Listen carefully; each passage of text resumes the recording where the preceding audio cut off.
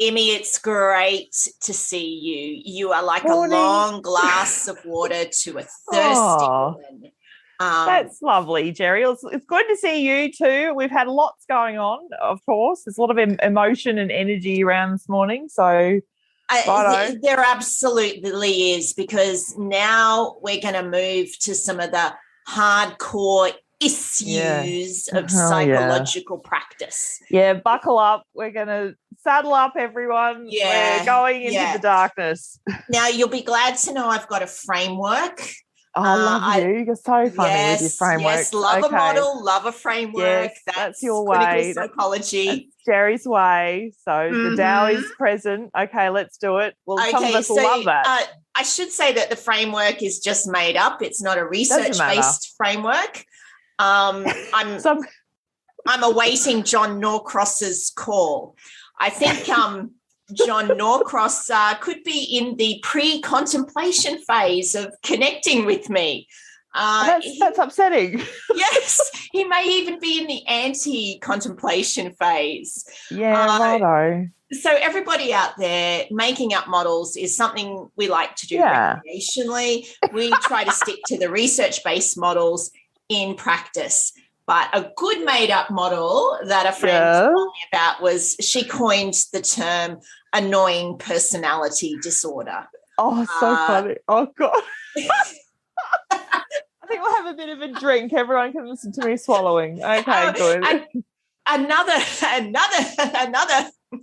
much-loved psych in my life coined the term anti-contemplation. That's before even pre-contemplation, where something has crossed your mind and you've absolutely rejected it. You've just thought, eternity. No, that washing can wait a bit longer. Yeah. Yes.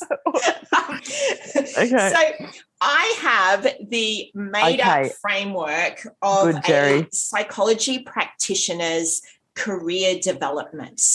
Okay. Okay, great. I love it. Okay. It's what have we got? Possibly a big intro for something that is massive. I mean, the expectations have been raised and lowered a bit, but I still think we're there. We're still waiting. We're poised. We're anticipating. We're wondering. We're curious. What is the mystery? Okay, ready. Here's the arc, right? The off we go. Of a psychology practitioner.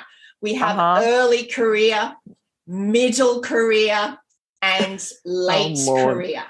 Yes, see? Yes. Scintillating. We're riveted. We just can't. We're gripping the edge of our seats.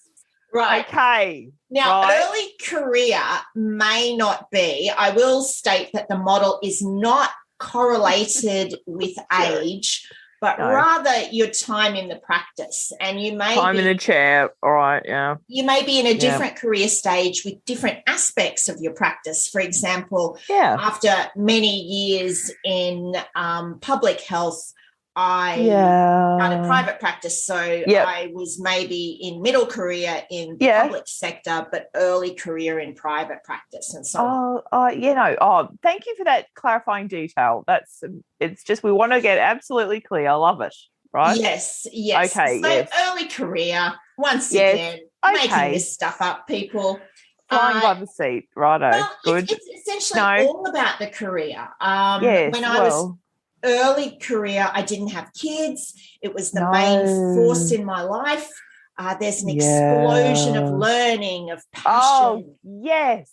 Remember those days, Jerry. Yes, and we often talk amongst ourselves about the young people, which is kind of code for the enthusiasm and the seriousness of early career practitioners. Yes, the potential is still as yet unrealised. It's a possibility. There's a dream. The dream leads us forward.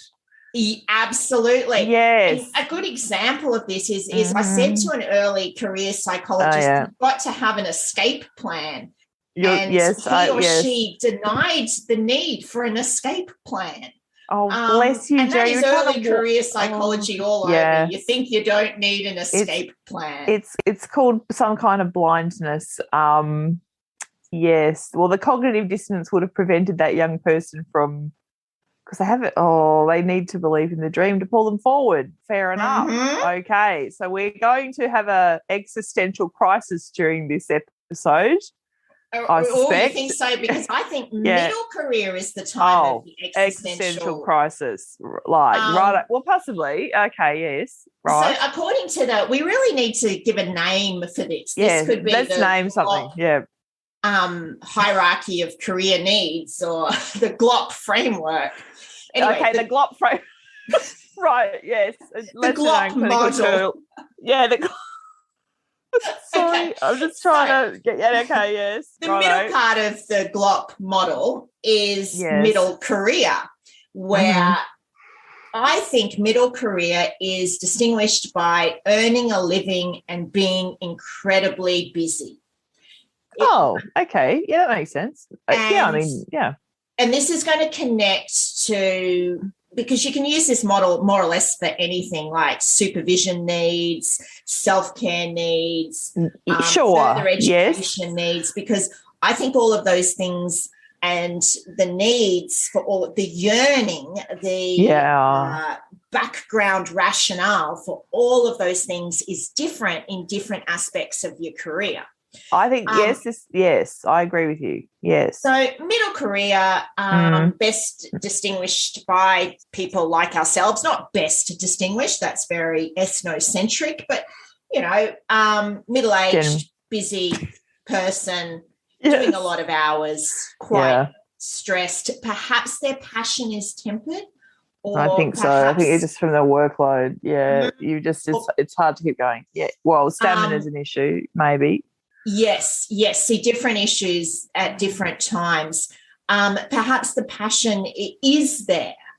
But it's sure as hell hard to fit it in. It's not easy to run on the passion. Like the smell of the oily rags about as far as you're going to get at that phase. Like it's just there's a sort of a grind and a throughput going on at some of the time. The vision is, you're in the vision, you're living the dream at that point. So it's no longer inspiring you because you're acting it out. Yeah. All right. You may have a wardrobe of career clothing. I certainly do. It's very similar. It's comfortable. It's functional. Anyway, we don't want to go down that. No, sorry, we don't go down a rabbit hole. That's the rabbit hole, right? Okay, keep on track. Okay, yes. Next. And I guess middle career is where you're going to see the big tension of the cliched but still always relevant work-life balance. Oh, crikey. Yeah, okay. Sure. Then we move to late career. I think in late career, perhaps work is no longer the most dominant thing in your life, but perhaps it's also a time of reflection, a time of so what does all this psychology stuff really mean? Yeah. And what the hell am I going to do when I retire anyway? That's the existential crisis there. Who am I if I'm not doing this? Yes, something like that. No, there's potential for existential crisis at each phase. Oh, right. Thank you for a thorough answer. Thank you. Yep. All right. Okay. The existential crisis looks different in each phase. I suppose so. Yeah, that's more detailed. Yeah, more specific. Yeah. So I thought I was middle career. But on reflection with myself and a model I created, which is reassuring, possibly the definition of navel gazing, I now think I'm possibly late career. You probably are, Jerry. I think you and I are crossing that threshold, if not already there. I think we because, I think we're in that 30-year marathon point. Aren't we? We're approaching it if we're not there. Feels like I'm there. Feels like yes. Perhaps late career is distinguished by its own sort of fatigue. Yeah, sort of relentless onslaught of family dynamics. Yes. So that is as far as my thinking really got, which I know is not super useful. Gosh, I was really anticipating a resolution of the dilemma. I was hopeful there for a minute, Jerry. I feel dashed. My hopes have been dashed. Well, we've got to apply the model to something difficult, or we just use it as our scaffold, and we can apply it to things that are fun or things that are but today we're in the mode of, hey, we're not happy today, are we? We're not. We're a bit stressed. Happening, we're going to acknowledge it. True. And what I thought was then again, just for fun, I started categorizing difficult things which can happen in psychological practice. Yeah, okay. Well, okay. Yeah, I'm yep. Most of these are not client related. Yeah, and true. If we reflect on that, we could think that that's because clients are meant to be difficult. That's their role. They can be difficult. I mean, it's their role to be difficult, and so in some sort of 1984 doublespeak, say in its essence, a client cannot be difficult. Are you with me? Have I lost you? No, keep going. I'm just attending to the process, Jerry. Okay, so you got a process. Yeah. Anyway, most of these keep going. Are not client related, although of course clients are by nature involved. So the clients, the first one is great, complaints. What the hell do you do if a complaint's made against you? How many times is it going to happen in your career, and how are you going to handle it at early, mid-career, or late? Oh yeah, righto. Okay, good point. Second category of difficult things: court action. Which can be needing to do a report. Yes. I've got some stories on all these. Yes. With this word, subpoenaed. Am I saying it? Yeah, subpoenaed. Yeah. You think all of those episodes of Law and Order would be helpful here. But yeah, so somebody wants your notes, that. The old note sequestering. Yeah. In the Australian vernacular, the next category of difficulty which can happen in practice is the compo claim. Yes. They're annoying as well. Well, each of these things needs some kind of strategy. I like a model for each of these things. Wow. I reckon. Wow. Yeah, we're for cascading into more and more models. Sorry, you keep going. You've got a structure. Let's keep going. We're up to the third menu item. Is there another? Okay, so we've got 3 C's. Yep. They're good ones. They're complaints, court action, and compo claims. But it's really some kind of like ongoing liaison with an organisation. Yes. And then I have the most client-related one, which is suicidality or client death. Oh, yeah. Wow, they're the And this is super serious because it is serious. We can't really talk about that only from our point of view, because I think the longer you've been in practice, the more likely you're going to encounter at least one of those 4 things, probably all of them. So the longer you're practicing, they'll just come across your path. It will just happen. Yes. Because of the volume of people that you've worked with. Yes. And it may have changed over the years. I can't speak for the young people or the early career clin psychs. But I think our clinical training, albeit it was in the 90s for me, was deficit here. We didn't go through these things. We didn't go through these things in a way that was useful. That was helpful, right. Yeah. Might be, I think that's fair. And I think when your uni training in psychology also does not really prepare you to run anything like a business. It doesn't doesn't assume that you're actually, if you're working for yourself, you're going to be running some kind of a business. And there are legal aspects of that. There's a reporting aspect of that. There's a taxation aspect of that you kind of need to understand and figure out how it's going to work. I mean, psychologists are critical thinkers. They're able to conceptualize things pretty well. So it's not that you can't do it. You just need to know how to do it. Yes, it's effortful. Yes. Yeah. Well, you need to have an idea, how to. We did touch on some court things, and you did. Okay, in my good. training. Yes, the head of school came in, so sort of God came in to share his wisdom. Right. That must have been lovely for you all. Did you all experience miraculous transformation in some way when God came in?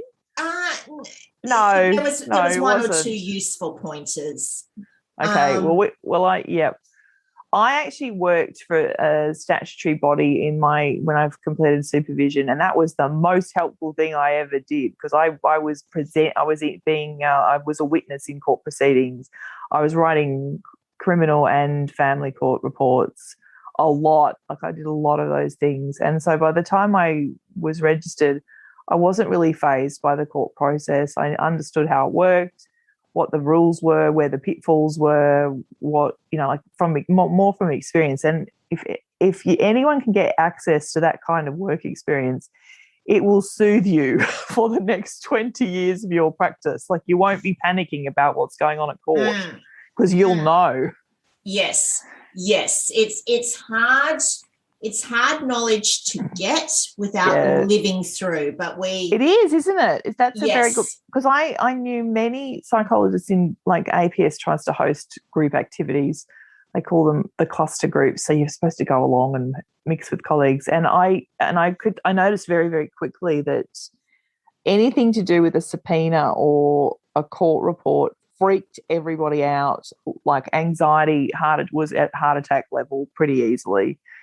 And some of the psychs were compensating for this by writing everything down. Like, there was one psychologist in my cluster group she was a clinical psychologist, and to be honest, pretty neurotic. Like, she just was highly, highly anxious and very attention to detail. And she used to try and, in sessions, write down everything she said and everything the client said, thinking that would bolster her against a subpoena.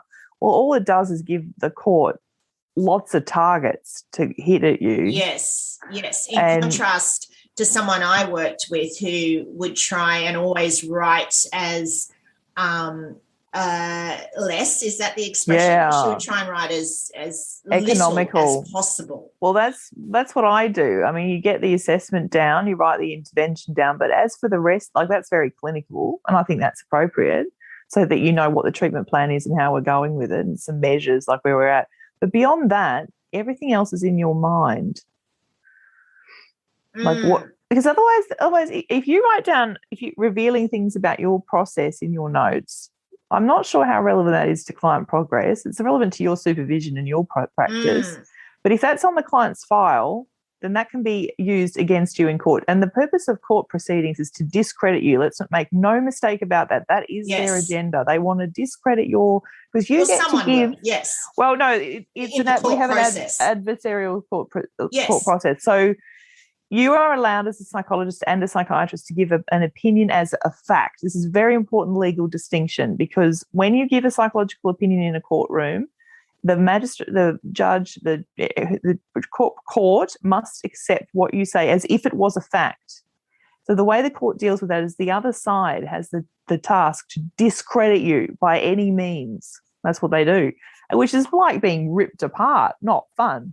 So you need a strategy to deal with that, right? Yes. Yes. I think we should dedicate one of our talks just to court action and court procedures, because it's what is all of that about? Well, it's a bit of a dance, really, and I've got some funny stories where I turn the table on barristers in a court proceeding, which is really funny. Like, I had a prop, I had the DSM with me, and I pulled it out at the right moment, thinking I was being very helpful, and it totally took the wind out of the barrister's sails. And so it's a strange kind of game, because they don't really understand what psychology is. Their job is to discredit you, and they'll attack you personally if they can. The troubling thing is, and I think you know that this is one of my themes, so I won't go on about it, is I think that the court process, particularly the family court process, changes people.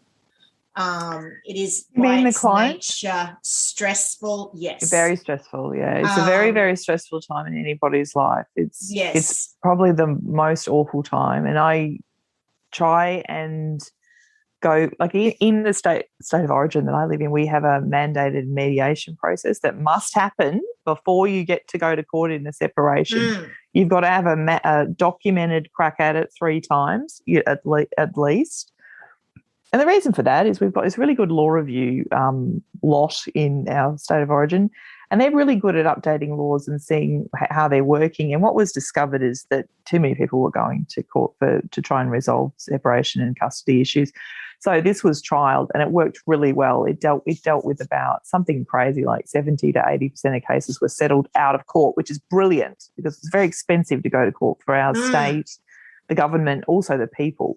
Very stressful. So if you can get people to settle, and then you just rubber stamp it in the court process, or the lawyers negotiate the agreements instead of actually going before a judge. I think it's a magistrate. I can't remember if it's a judge or a magistrate now. Changed at one point. Anyway, but yes, I agree with you, Jerry. Going to court is because I think family court is not criminal court, but people associate it with criminal court. And here's another awful truth. I shouldn't really tell everybody this because it's a bit of an illusion. Family court orders are not legally enforceable. You just take them back to court if they're not complied with. So it's not actually a way of resolving the problem. So if you've got one parent who's, profoundly mentally ill and unable to comply for whatever reason, it's not, the family court order is not going to coerce them into compliance. That's not how it works. Well, yes, it just extends the problem, doesn't it? It just costs time and money and stress. And so if you can go through a mediation process, you're way more likely to get agreement and compliance, and the outcomes are way better for kids, better. Although, ideally we want to try not to separate if we can, but it's not, obviously it's not always possible. Sometimes you have to. But if you're going to do it, there's a way to do it well, and there's a way to do it really bad, really harsh. One of the things that strikes me is this idea that the court process is fair. Oh, Lord. Yeah. And in my experience, which isn't great experience, it's not fast experience, I think that the court process is disorganised. Oh, is it? In your state? Right. Yeah. It's not so disorganised in ours, but okay. It's too many variables. Bias, and the particular bias it's prone to is, of course, money. Oh dear, that's no good. Okay, right. So anyway, that's just my opinion. Actually, you're right. I had a case that went overseas. Oh, let me quickly tell you this story. This is a naughty clinical psych story as well on the subject of it's all about money. This case went overseas. I won't name the country, but it's in the European Union. And mum, kid, and dad. Dad had some kind of bizarre breakdown, displaying all sorts of coercive control behaviours, but was doing it in a way that was not obvious. So mum would tell me what was going on, and they were basically terrified, the pair of them. She gets a job overseas and goes over there. So then we're dealing with the court in Australia, but also the court overseas. And they have to do a bloody family assessment, as you do. So this highly qualified clinical psychologist gets appointed to do this assessment. And I'm just trying to figure out how to tell this story simply. This woman was an absolute nightmare. She was full of arrogance, and she was trotting out some agenda about, it was probably her own story that she was trying to resolve and projecting it onto all the clients. Something about trying to prevent parental alienation from fathers. But in this case, that's not what was going on. There was actually domestic violence risks here and serious issues. The father was threatening the mother, killing the both of them. It was no messing around.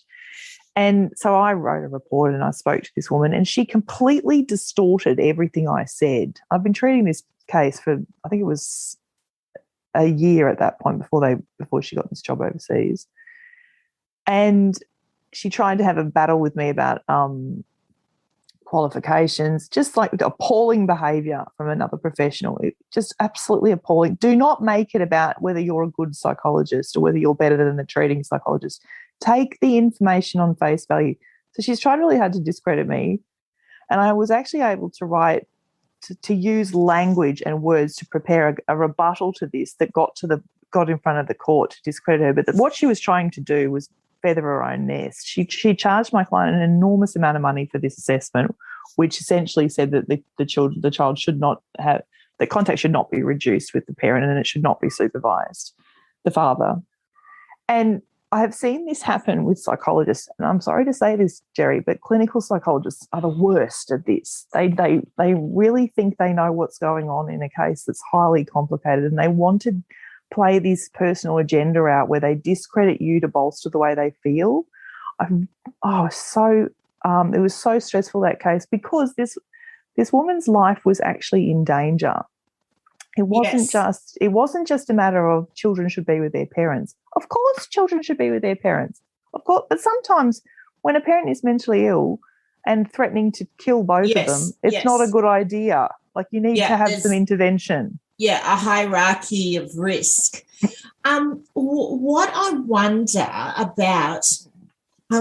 if that there's so few people involved in court proceedings that there's actually a problem that nobody wants to do it. You're probably right. I mean, that's probably true as well. People who do it, of course, price themselves out of the market, it's probably fair too. Are very, very alert to being remunerated for the stress and the difficulty of it. For example, I would not put myself forward for any kind of court work. And I think that this is a mid to late career thing, which is really saying I don't have, well, for a start, I actually wouldn't have the skills because I haven't done family assessments for court, but it's opening up to that stress without necessarily having the support. And I think it's fair enough. Draw us back to our framework as I go more into late career or, old and crusty career, the more I have very, very ironclad boundaries around, is this going to leak from the work domain and become so stressful and so difficult that it leaks into the home or the outside life domain? And I think that is what is so difficult about problems like complaints in early career and mid-career, although they're difficult at any point. I'm not saying that. Okay. And of course, the caveat is I am talking about spurious complaints without measure. Of course, there should be a regulatory process. Of course, the public should be protected. Once again, that goes without saying, but I'm just flagging it and saying it. But these things take time. Now, that seems so incredibly basic, but there's been times in my working life where I've come home at maybe 9:30, had a shower, had something to eat, and then got ready to leave work at 7:30 the next morning.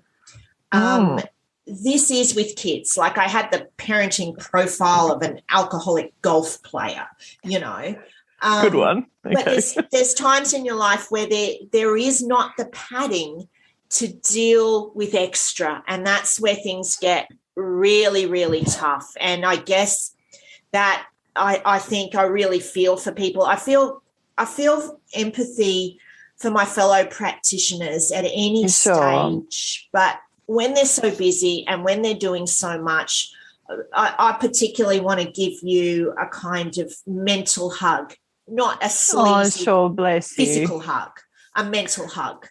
Well, just go back to the complaint thing again. So the reason we need a registration board or an overseeing agency for any health profession is because of the risk to the public. It's about public safety. Yeah. All right. Now, we don't want the public getting molested or messed with. That's right.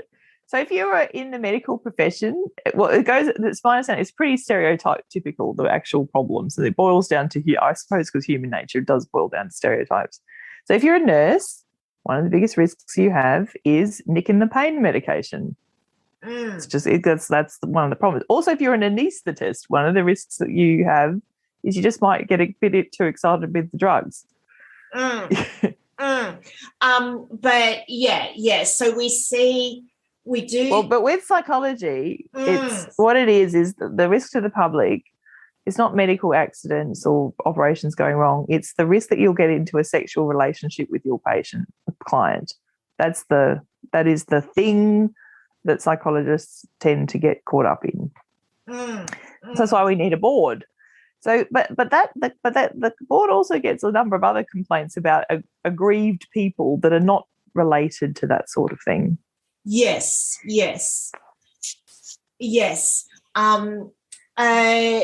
So that can really happen, and that's hard because as soon as you get a complaint against you, a number of things have to happen.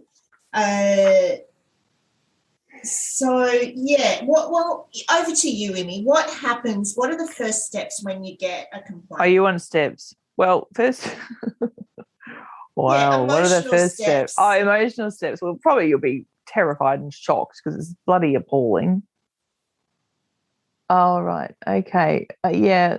Jerry's just telling me I've got to get the washing on in a minute. Thanks. Righto. Well, okay, so you're going to get someone in your career, a person. We'll see, because it could be just a member of the public. It doesn't necessarily have to be a person that was somebody who has views on you. And because we deal with mentally ill people, some of the mentally ill populations that we deal with are, well, there's that malevolent presence out there, Jerry.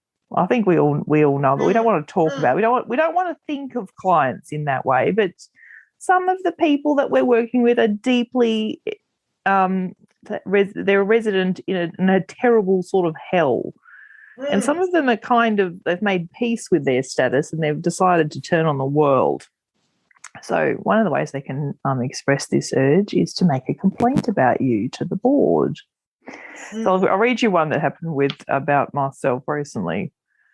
I only got the summary. I didn't get the War and Peace version, which makes me think that whoever rang up and had a whinge was going on for a couple of pages. So the board decided to just give me the 2 sentences.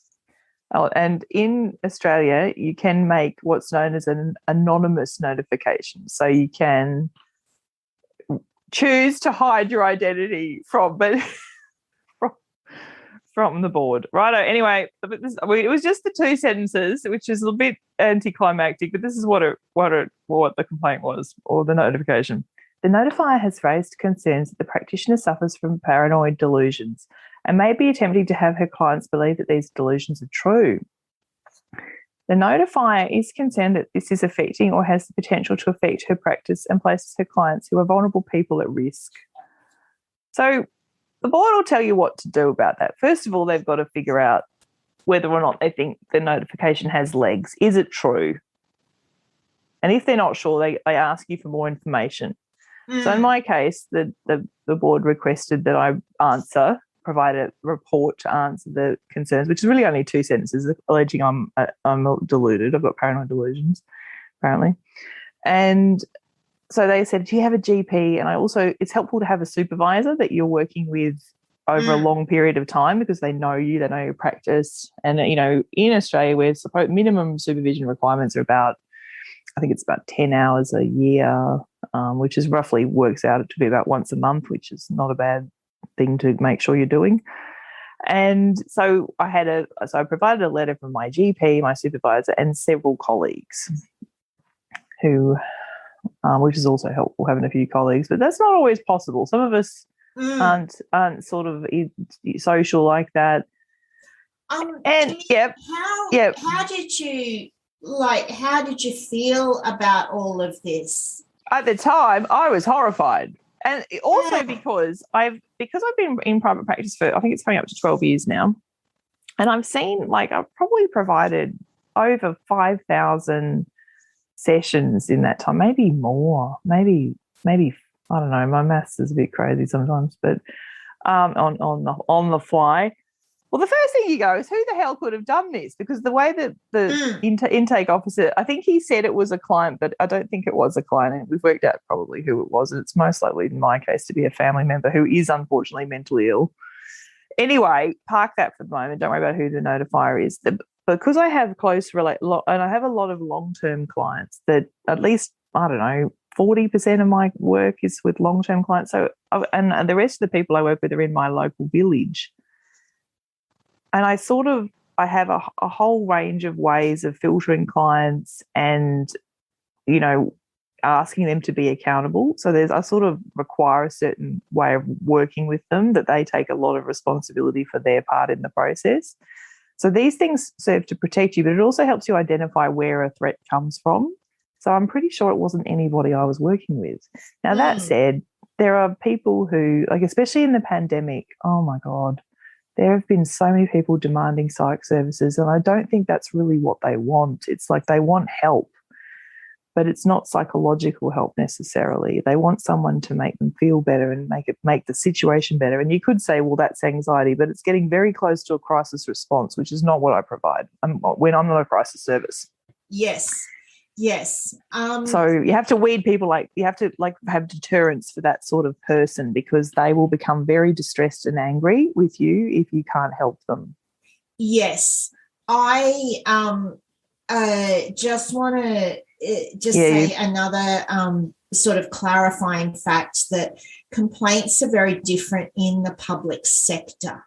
Okay, Jerry. Some complaints are much worse, but some complaints are much better. So things like somebody wanting their notes may be handled by a whole medical records department, and you may never actually hear of it ever at all. Because you're in, private practice is where the unsupported nature of things can really come in. Not that you will be particularly well supported in the public sector, but there's different mechanisms there, and I think it is very different. I would advise people to become a union member, although that don't really have may not necessarily be helpful. But Emmy, I just want to share that emotion for a moment. And righto, sure, thanks, Jerry. Righto. It was many years ago, but when I had my spurious complaint, oh God, I felt devastated, stressed. Yeah, of course, very defensive. If I had to describe it, it was like my threat system was activated. Oh, sure. Yes, and it's all that happens. It's very difficult to put the threat and the rumination and the worry and the stress into a box and continue with your mid-career practice of seeing 8 clients a day, et cetera, et cetera. Yeah, you're right, of course. I mean, of course that's true. Your threat system does get activated because you first like who's done this? Because you spend all your time trying to create safe containers, generally coming from a compassionate place and trying to help. So when someone lands a punch, it feels like a punch, you've just been smacked in the chest. And in a way, it is a punch. And we're going to run out of time before we talk about the therapeutic dimension of this and why this phenomenon happens, because I think that's a worthy discussion as well. It definitely is. And also one of the there's a couple of things. Yeah. Complaints are very much according to the regulatory environment and framework in which you work. So in my state of origin, there is a overarching body called the Healthcare Complaints Commission. Oh, we've got, we have, which health commissioner for the psych board. So the first part of the process of often receiving a complaint is working out what the actual process is. That's true. That's true, Jerry. That's right. And that can often be a number of phone calls. You kind of have to talk to your insurer, and the insurer will assess whether the complaint requires legal counsel, and You do need to start thinking gently about all your brilliant assessment skills, and it is good if you've got some policies in place. Like I've got some practice policies that provide a level of protection from this kind of complaint. And what have we got now? Yeah. Yes, absolutely. And I guess we should talk about what is helpful, lest anyone accuse us of admiring the problem, in inverted commas. My spouse is tempted. I never should have taught him this because this would have come from me. Oh, regret. I'm having a whinge and he says, "Are you admiring the problem? Or are you just admiring the problem?" Super annoying, but we don't want to just admire the problem. Okay. What helps is definitely your insurer. Yes, you can talk to an insurer. Yes. Your professional organisation can be They are helpful. Yes, they are. I spoke to Murray. Murray was I read the complaint out to Murray at the APS, and Murray goes, "All right." So Murray couldn't be phased. Murray was not. Well, because I guess he gets these calls all the time, and he rifles through his paperwork, and then he goes, "Well, if the notifier is not willing to identify themselves, how convenient. I don't think it can be investigated." Which is helpful to know. Anyway, righto. It is. You need someone very calm, very containing, who tells you the process, who tells you what's going to happen. Agreed. Good idea. Very good, Jerry. And I guess the appreciation in your heart for those people is great. I think you need to. Organisation is the Australian Clinical Psychology Association. Yes, and they were good as well. Good. As you said, I'm just touching on what you said. You need a supervisor. Supervisor is very, very, very helpful to get you through it. Who, also, if you have to provide any paperwork, going over your paperwork is pure gold. And I do have to. I still have gratitude in my heart for the help I got. So that's true. You've got to help you, because the regulatory body is not there for you. The regulatory body is there for the public, to keep the public safe. And they're very aware of that. They're very black. I found our regulatory body to be very black and white in all of the dealings I've had with them. They are not interested in violating the confidentiality or privacy of the practitioner. All that their tight focus is just on, is there a risk to the public here or not? That's the beginning and the end of what they're up to. I think I had another riveting point, which has just flown out of my mind. Pick it up again. I know we're laughing about this, but it's not funny. It's quite. You want to be ultra professional when you deal with the board. You've got to be on your absolute game. You want to be impeccable with it. You don't want to show a lot of emotion if you can help it, because it's not their role to reassure you. You've got to go to your professional body for that. You want to be compliant and cooperative. Like, what you want to ask them, what do you need from me? I understand we have to be accountable to the public. That's the sort of attitude you want to show. And you want to seem like the most reasonable person in the world. Yeah, you're the calmest, most reasonable unit in the entire universe. Even though you don't feel like it at all, it is the moment for poise. The inside is, how can this be happening? I know, but flashing. We totally have to peg this conversation for another episode. We've got to talk about why this stuff goes on, because there is a malevolence in psychology, and it leaches into the profession a little bit between colleagues. But there are particular people you are going to work with who are best described as sitting in a place of malevolence, and they're not able, perhaps, or interested in actually changing. They're kind of sitting in that, and they will act that out towards you if you give them an opening.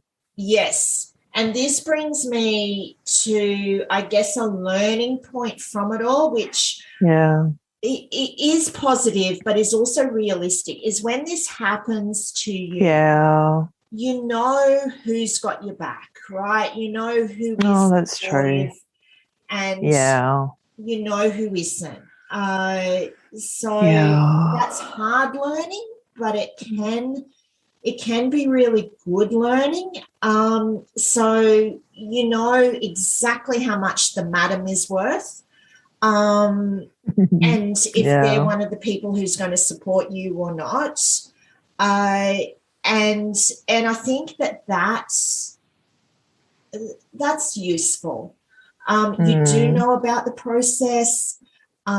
You do, like, it's all grist for the mill. Like, perhaps you do know about better documentation, perhaps. I mean, most of the time, I think the stats from our regulatory body, we call them APRA, suggest that 70% of all notifications are largely closed pretty swiftly. But there's a 30% require a bit more investigation, and that 20% of that is a bit more investigation, and then there's about 10% of the notifications that are actually a real issue. So when I first heard that psychologists are prone to ending up in sexual relationships with their clients, I thought, what? That would never happen. That could never happen. How does this happen? This is my view as a young person. But then, of course, I came across a few cases, not in my own life. I would share that if it happened. But, clients can be seductive. I've had one client that was very seductive. And I can see if you weren't super tight with boundaries or really onto that, you could get confused, especially if you're under the pump and you're lonely and not in a relationship. That could happen. But I've had one case that happened many years ago that came to my attention, where there was a female psychologist who was offering couples counselling to a couple, and the male partner was very charming and had narcissistic traits, and she ended up in a sexual relationship with him and continued to provide them with treatment. Now, that situation requires a board. Yes. Because things like this can happen. I mean, until it's in front of you, you can't imagine how it could happen. But I've had one client that was really seductive and wanted to have a sexual relationship with me, and it took a lot of almost aggressive boundary setting with her.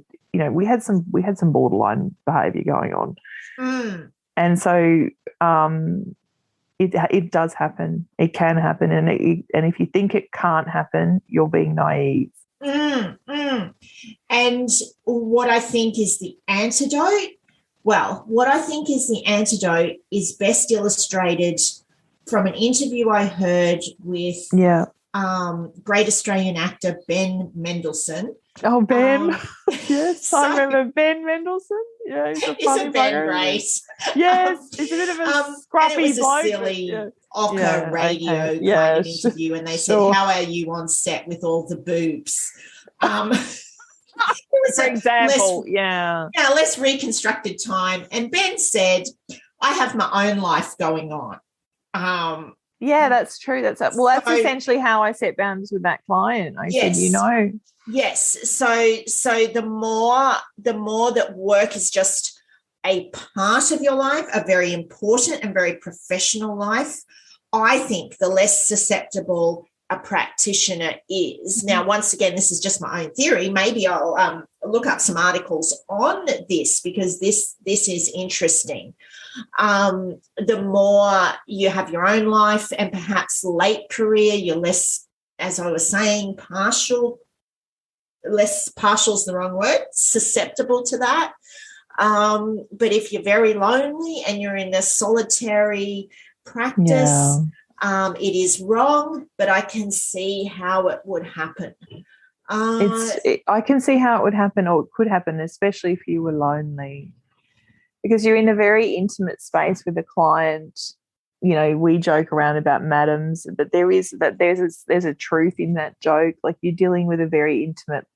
It's a real relationship you have with clients. There's just hopefully a very tight container around it, and it's a complicated landscape to negotiate. I think when you're younger, you might need really, really strict, rigid rules. But as you get into more complex cases and more difficult presentations, that process can become grayer. So supervision is there for you to review what you're up to. You want to be You want to feel safe with your supervisor, because complex cases, by their nature, we've got really disordered attachment going on. So they'll be trying to repeat some of those early learnings on you as part of their therapeutic process. And that is, it can be transformative, but it also can be very demanding of you. And I agree with you, Jerry. If you've got a young family, a lot of that energy has to go to your children. And I think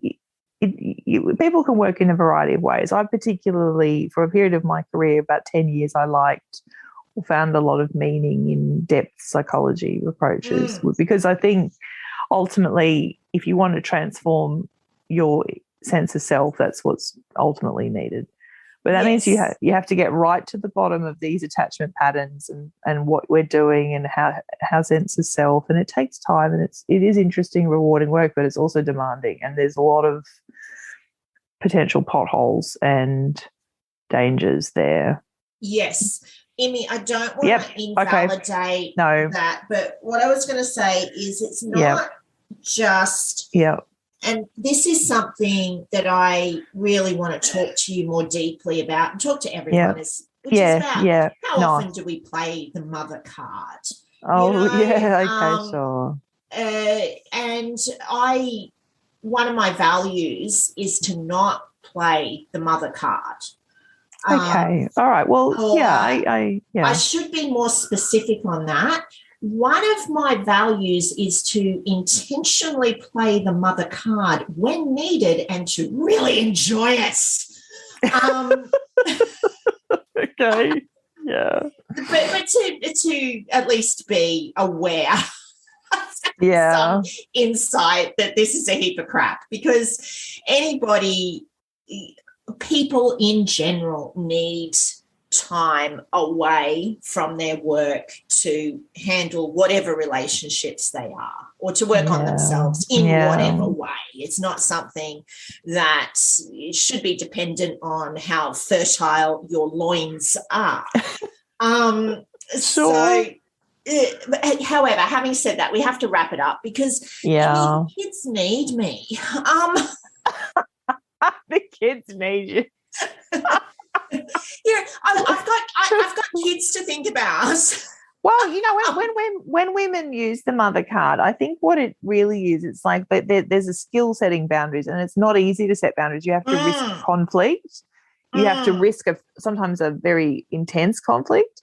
So I think when women play the mother card, it's really what they're trying to do is negotiate a boundary here, a sense of safety. Yes. And that is a societally acceptable way to do it. The kids are unfortunately getting older, so I play the elderly relative card. That's hard too because they're in another state. But anyway. Oh, that's so funny. All right, how did we go today, Jerry? How did we go? Let's do a bit of a. Did we go good? With remote learning and everything, I've still got remote learning. Just be across that in me. Oh man, because sometimes the boundary setting is not needed. I could just say I've just got to go.